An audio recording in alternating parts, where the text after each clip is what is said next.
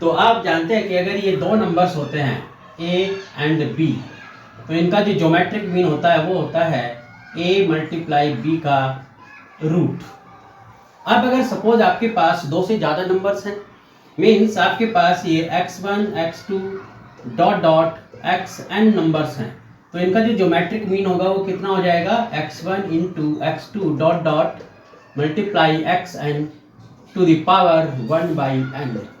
अब अगर आप इसको जो है लॉग ले लें दोनों साइड, तो क्या आ जाएगा, log g is equal to 1/n and using the property of log this is log x1 log x2 and dot dot log xn।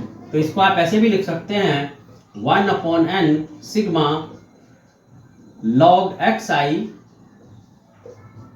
i is equal to 1 to n। तो ये था हमारा formula for the geometric mean in case of more than 2 numbers.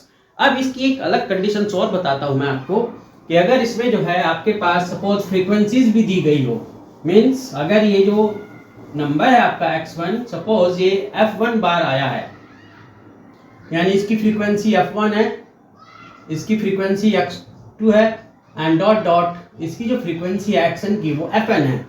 तो इस case में जो geometric mean होगा वो होगा आपके पास x1 to the power f1 x2 the power f2 and dot dot xn to the power fn। ये मल्टीप्लाई होता है इनके बीच में और इस पूरे की पावर 1/n।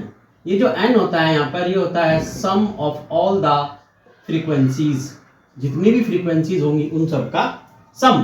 तो इस केस में ये हमारा ज्योमेट्रिक मीन हो जाता है। अब अगर आप इसका लॉग ले लें दोनों साइड, तो क्या आ जाएगा, log g is equal to 1/n।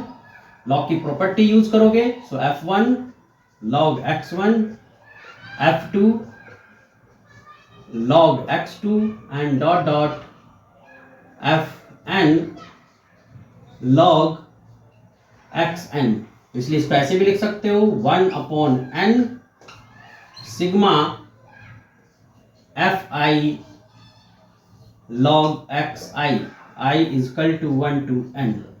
तो ये था पूरा का पूरा concept of the geometric mean of numbers more than 2। अगर अच्छा लगा तो कमेंट जरूर करना, अपनी राय बताना और चैनल को जरूर सब्सक्राइब करना। चलिए, आपका दिन शुभ हो।